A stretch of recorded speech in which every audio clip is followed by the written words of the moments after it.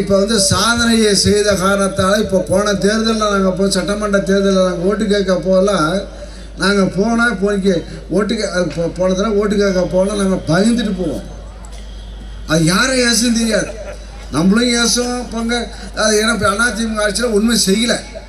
அதனால் ஓட்டுக்காக வந்துட்டாங்க அப்படி துப்போம். இப்போ நாடாளுமன்ற தேர்தலில் நாங்கள் போகிறோம்.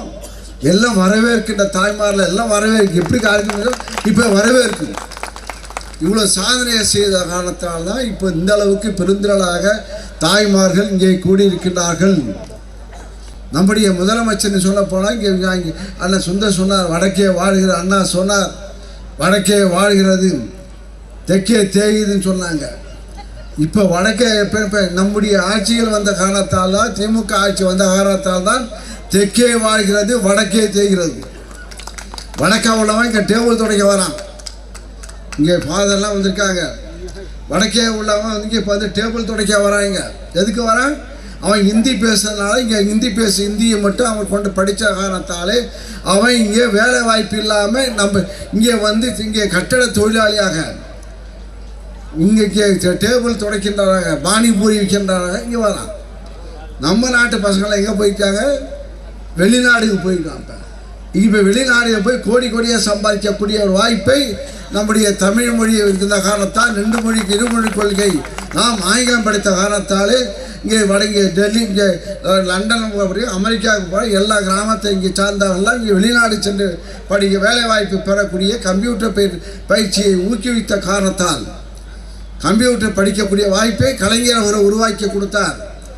அவர் கிராமந்தோறும் மின்சாரத்தை கொடுத்தார். இப்போ கிராமந்தோறும் மின்சார வசதி பெற்றிருக்கோம் என்றால் நம்முடைய கலைஞர் அவர்கள் முதலமைச்சரான காலத்திலிருந்து தான். பாதுகாக்கப்பட்ட குடிநீர் குடிக்கிறோம் என்றால் கலைஞர் போட்டது, வாட்டர் டேங்க் கட்டி கொடுத்தது. முன்னெல்லாம் குளம் குட்டைகளே கொடுப்பாங்க. வயசாளங்களுக்கு தெரியும். குளம் குட்டையில் உள்ள தண்ணியை தான் நம்ம முதலாளை பிடிச்சி வச்சுட்டு மறுநாள் ஒன்று குடிப்போம். மாடும் குளிக்கும், மனுஷனும் குளிப்பான், எல்லாம் செய்வாங்க. ஆனால் பாதுகாக்கப்பட்ட குடிநீரை கொடுத்தது கலைஞர் அவர்கள். இப்போ நம்முடைய தலைவர், நம்முடைய முதலமைச்சர் மு.க.ஸ்டாலின் முதலமைச்சராகி ஒவ்வொரு கிராமந்தோறும் இப்போ மகளிர் கிட்டத்தட்ட 1,34,00,000 குடும்பத்திற்கு மாதம் பணம் வருகிறது.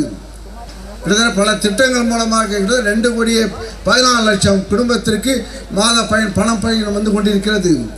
அந்த சாதனையை புரிந்தது நம்முடைய முதலமைச்சர் அவர்கள் தான். எடப்பாடியும் வந்தார், ஒன்றும் செய்யலை. அங்கே அம்மாவும் வந்தாங்க, ஆட்சி புரிந்தாங்க, ஒன்றும் செய்யலை. ஆனால் இவர் வந்த காலத்தை இந்த 4 ஆண்டு காலத்தில் இந்த அளவுக்கு ஒரு கிராமம் முன்னேறுகிறது என்றால், நம்முடைய பொருளாதாரம் முன்னேறுகிறது என்றால் நம்முடைய முதல்வர் மு.க.ஸ்டாலின் அவர்கள் ஆட்சி புரிந்த காரணத்தால் தான்.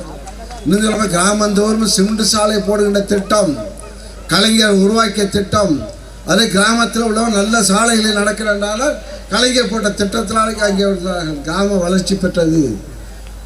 இங்கே சொல்ல போனால் படிப்பறிவு உருவாக்கியது நம்முடைய திராவிட முன்னேற்ற கழகம். கலைஞர் காலத்தில் தான் இங்கே காமராஜர் ஆரம்ப கல்வியை மட்டும்தான் இலவசமாக கொடுத்தார்.